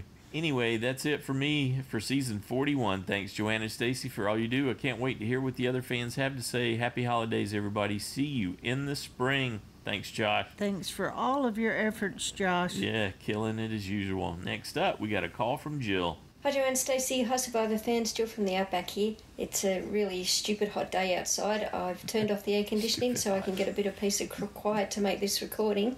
I don't know, it's 42 degrees out there, which in Fahrenheit is, I don't know, it's a lot. Yeah, good on Erica for winning. I wasn't unhappy to see her win. I do think she probably deserved a better edit than what she got by making it a big surprise for us viewers that she was going to win. I don't know, it gave all the Instagram commenters ammunition to say that she didn't deserve to win and that Xander was robbed and he deserved it. To which I say, Xander deserved to win, he would have won. My only comment through the game is about Ricard. I don't think his way of getting Xander to play an idol for him was to spend so long saying what a fantastic player he is. I don't know if that did him any favours, and Xander, I don't know, I'm sure Xander was going to always play that idol for himself. Big congrats to Anne from Australia for winning the JSFL. That was a phenomenal score, and good on Rashmi too. She beated me soundly by the end of it. I was flirting with the top 10 for so long that my descent in the final rankings is pretty dire. I'm going to blame Brad, my original 24-point pick. Really, I had no chance. A big thank you, Joanne and Stacey, for the podcast and everyone else who contributes to it, to the feedback. Also, of course, to Steve and Paul for their work too. Merry Christmas, everyone. I can't wait to hear you all again. Happy days. Bye. Thanks, Jill. Next up, we got a call from Jeremiah. All right, that was a solid finale to a pretty good season.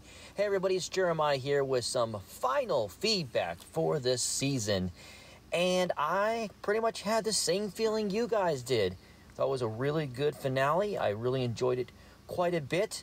It was very exciting, especially that fire challenge this year. Wow, that was crazy. But yeah, some interesting gameplay by everyone. So overall, I'm a pretty happy camper. You know, after listening to your guys' brilliant recap, I really feel like there's not a whole lot that I can't say that you guys have not already said, and that I pretty much agree with 100%. My biggest complaint, just like you guys, with this season pretty much is going to come down to that final edit that we got of Erica. You know, when you read between the lines, you could definitely tell that she, really knew what she was doing and she was a pretty solid player. But the problem is they just did not give her that fully flushed out edit. And, you guys have already said it. We got very little to nothing from her in the pregame, which I understand that her tribe was winning a lot, but, she's our winner. And she's our first female winner in, over 6 seasons. So you feel like, we could have given her something better than what she got. She has this big moment, of course, in pre-merge where she does the whole hourglass thing to try to turn around the game. But, the next few episodes, we get, again, hardly nothing from her. I thought she disappeared again for a while there. It wasn't until the last few episodes where she's really kind of come on to the scene where we start realizing, okay, she might have a play here, provided that Ricard doesn't make it. So that's, I'm beating up the same topic here over and over again, but yeah, that's the only thing that I would really say that bothers me. I mean, they really overplayed Xander. They give him like this crazy wild edit, and to the point where it seemed too much and we just get very little from Erica. So for me, I think that they really did us wrong when it comes to that. Well, when I say did us as the audience, but also of course did Erica very wrong. But that will probably keep me from having this high up on my rankings when it comes to where it would fall. It'll probably fall probably somewhere in the middle if I was to guess. We'll find out when I go to revisit the season at some point and use my ranking sheet and see how it falls. But I did enjoy the season. We had a fantastic cast like you guys. Obviously, we're going to get a lot of the same when it comes to some of all these crazy advantages, disadvantages that we got this season with some minor tweaks. So let's see what the next season has to hold. As long as we get another solid cast like this one, I will be perfectly fine with whatever they wind up doing. And that would include, if they decide to do what they did for this after show. I was perfectly fine with that, especially considering, they were trying to come up with an alternative thing to do since they weren't going to have a live show in LA. All right, well, there you go, everyone. That's it for me. Joan and Stacy, as usual, thank you so much for everything you guys do for this podcast. You guys mean so much to me, more than I could ever possibly describe on my feedback. And you guys enjoy the little mini off season. Until next spring, this is Jeremiah coming to you from Southern California. Well said, Jeremiah. Good job. Thank you, Jeremiah. Next up, we got a call from Jen. Hi, everyone. This is Jen in California. Well, it was a good finale to a good season. Not a great season, not a great finale, and I wouldn't even say a great winner, but that's not Erica's fault. She's not the most exciting of winners because the edit of the season did not focus or feature her very much. Exactly. There always just seemed to be a more strong personality or a flashier player to focus on. And I truly do just blame the editing. I mean, if Erica were truly in control of the votes and in control of the minority alliance in terms of her persuasiveness, I would have found all of that interesting to see. But she's a fine winner. I'm happy for her. I think she's very deserving.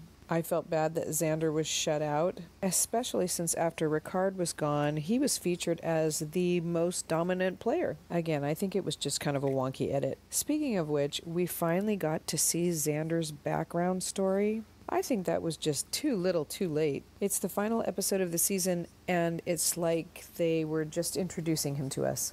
I'm not a fan of the backstory montage. I would rather hear from the players in their own words, so I wouldn't mind see that go away. The final tribal council jury interactions, to me, seemed like they came in there knowing how they were going to vote and then kind of just holding our hands throughout the process to lead us to that conclusion as well, especially the way the votes turned out. The fact that there were all the votes for Erica and 1 vote for Deshawn and no votes for Xander indicated to me that this was a pre-decided situation. I was curious about who did actually vote for Deshawn, but I have to confess I have not watched the after show. I really just kind of wasn't interested in it. I think all of my feedbacks for this season have really kind of indicated that I am not really a fan of it. Not really having anything to do with the cast. I found them fascinating and I found them interesting people. They weren't really boring or anything, but I did just feel that there was a lot of interference with the social and the game process by production. I feel like it just made the game of Survivor less authentic. Probst always says that the key to Survivor's success is that they put all these individuals out on an island to create their own society and to work together. And this season, all of the twists and manipulations by production, to me, just messed a little bit too much with that authenticity that I have come to know and love in Survivor. Having said that, it is the only show that I watch on TV religiously. I will continue to watch it. I look forward to next season. I look forward to reuniting in the new year with everyone on this podcast. And I wish everyone a happy, healthy holiday season and new year. And we'll be talking to you in 2022. Cheers. Fantastic. Thanks, Jen. Next up, we got a call from Paul. Hey, Paul, Louisiana here. So it was a nice long episode with a short and succinct end show, which is exactly what I needed. In fact, I loved the end show, and I'm hoping that they keep this format. It did away with the mindless pandering to the audience, and it just worked better for me. I was a little surprised that the pre-jury players weren't there, because they had to have known from the start that this was going to happen. But in the end, I feel like a winner myself for not having to see Sydney again. Now, I did feel bad for Xander, though. I mean, it was all so fresh. There was one shot in particular where you could see that he was extremely shell-shocked. Still, I'm more than fine with Erica's win. I'm thinking that she deserved it, even after seeing that lackluster attempt at making fire. I mean, she looked so bored that I was worried she was going to fall asleep. But as much as I'm fine with her win, I'm a little bummed that Xander got no votes at all. I really believe that he deserved second place. The guy provided and gave up advantages, whereas, when you get right down to it, Deshawn just sort of rode coattails, at least in my eyes. And come on, Evie. Xander literally kept you in the game, and all you ever did was try to stab him in the back. And she finally did. You know, jury management is so critical, which is where I believe that Xander failed the most. When he was telling the jury how he thought that they felt, wow, I kept shaking my head and saying, please stop talking. And of course, dangling that immunity carrot in front of Ricard was, again, too much sharing on his part. In the end, I don't think that Xander could have won, even if he were at Final 3 with Abraham and Sarah. And they were voted out in the first episode, if you don't recall. And could somebody please explain to me how Heather lost that fire-making challenge? She must have PO'd the Survivor gods or something because she so had that, and then, poof, it was gone. But I guess my biggest question of the season has to be, where did all of that boxed pizza come from? Is there a Pizza Hut or a Domino's or a Little Caesars there on the island? So yeah, although there were things I didn't care for, I still very much enjoyed the season. I don't like that phrases will be returning, unless of course it's been tweaked. It's actually simple to fix. Just change the phrases into something normal, like, Jeff, we're all here and I'm ready, let's go for it. But then again, losing your vote until all 3 phrases are spoken is way too harsh a price to pay, to me at least, so let's work on that as well. But yeah, I just love watching all of that interaction, and I'm very much looking forward to the next season.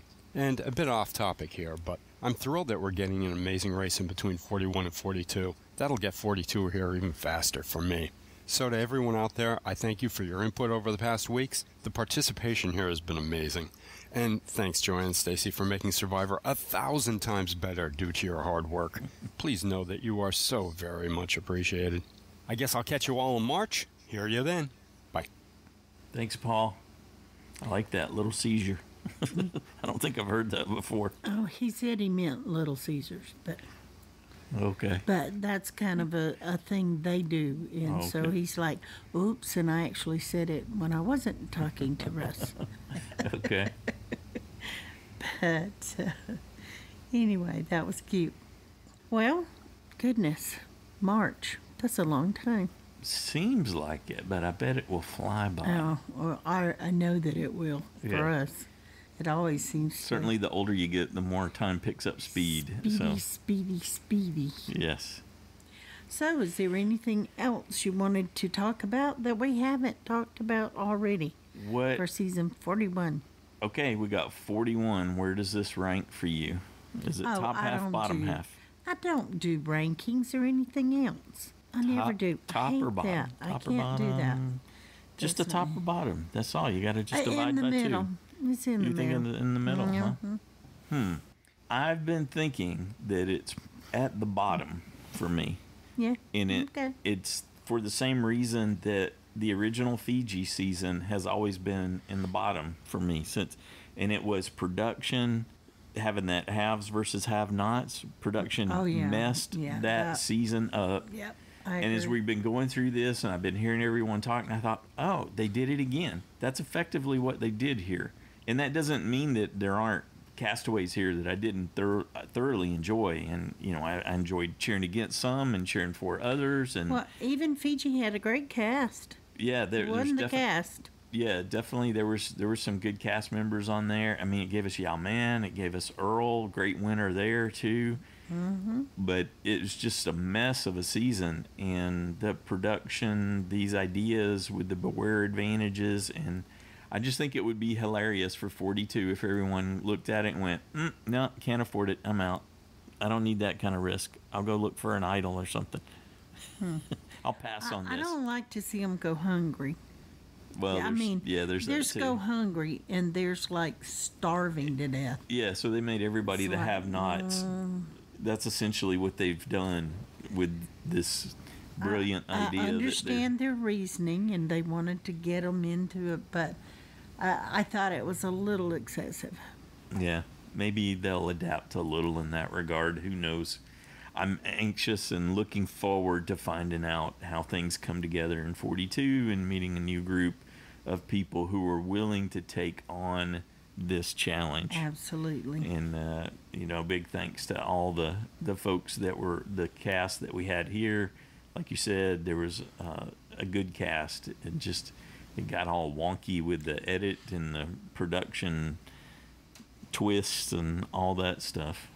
Well, one thing that's encouraging for me is even though they're probably going in with the same format for the season, but there's all new people. And as we know, that can change something to not even seem like the same format. Absolutely. Yeah. Well, it's actually fundamental to the game because it's always that's one of the core principles, the first principles of Survivor that Probst still is got right, that he's hanging on to right now, is that it is the people dynamic. It is the social game. Absolutely. And their interactions and their choices and how they decide to play things out and what they decide to value and devalue. All those things are what make it interesting, because in the end, we all, as humans, we love people watching, and we love trying to think how we would respond and react in those situations. And in a lot of ways, it can be little simulations to help you think about how you would approach the world and life, and when you're in somewhat similar situations in that regard. And I love it for that and the insights that it provides. And that, there's been a lot of thought-provoking this season for each of us individually to examine, if we choose to, and see how do you feel about certain things. So that's also an opportunity. You can take it, you can leave it. Yeah. And unfortunately, overcorrections are a thing. And that's because most of the time the people at the top really have no clue what they're doing to begin with. Contrary to what you want to believe, they're so abstracted away from things going on in the real world that they don't understand how things fundamentally work in the domains that they're supposed to be overseeing and supervising. So overcorrections, at least in my life experience, are a natural occurrence, and eventually, hopefully, we'll strike a balance and get back to more of the core goodness that we look forward to at all of this. But I'm taking David's approach too. I'm really looking forward to seeing how the new cast looks at these advantages and, like you were saying, how they react. I'm looking forward to that. Yeah, me too. Okay, it's time to say a huge thank you to everybody who's been contributing, not only to this listener feedback show, good job, all 33, is that what you said? 34, yes, so fantastic here, but all season long we've been having these awesome listener feedbacks, and we get to view things from different lenses from all of you talented folks that are fans that love Survivor and get to share your take on it and through your lens in life, and we deeply appreciate that. We want to say a big thanks to Anne, Ed, Jill, and Kim for your donations. We greatly appreciate your support that helps with our operational costs so that we can keep doing this. Thank you, thank you, thank you so much. You're very generous, and we appreciate that. We also want to say thank you to Steve for keeping that JSFL site running. You just hear all the fun and the results. We could not do it without all. That's one of the best things that we've come up with for the podcast, for sure. So thank you, Steve, for keeping that working. And we also want to thank Paul for creating that JSFL logo as well as the roster.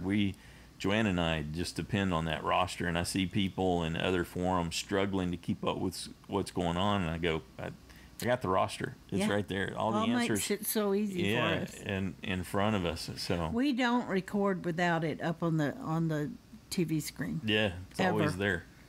It's like, oh no, I have to be constantly glancing at it when you guys are talking about the castaways. Yeah. And we want to say a big thank you to Jeremiah for overseeing the SFP fans Facebook group. Thank you for taking care of that, Jeremiah. And again, congratulations to Anne in Australia for winning JSFL. Ozzy. Oi, oi, oi. And to Michael for winning the side challenge. Mm-hmm. And as Michael said earlier, he's chosen 2 old classic westerns by Marty Robbins. And Drew will be singing To Cool Water, and Justin to El Paso. They'll be coming up with parody lyrics for those songs that are relevant to this season. Yes, and if you guys will get that to us before the Jabik show part 2 for next season, that'd be great. Of course, you can send them in anytime, and the sooner you do it, the easier it'll be for you, probably. So, in my experience of watching Stacy having to do it, so and multiple times, and listen to me sing over and over again, over and over, mistake after mistake, yes, over and over. So. Okay, delete that one. Try again. Here we go from the top. We are looking forward to season 42 and hearing what all of you think about the new cast and our Jabik shows. So we hope you all have a very happy holiday season. Be safe. We wish you the very best in 2022. May it be much, much, much, much, much better. Yes. That's right. We'll see you back here in late February, probably. Have a good one.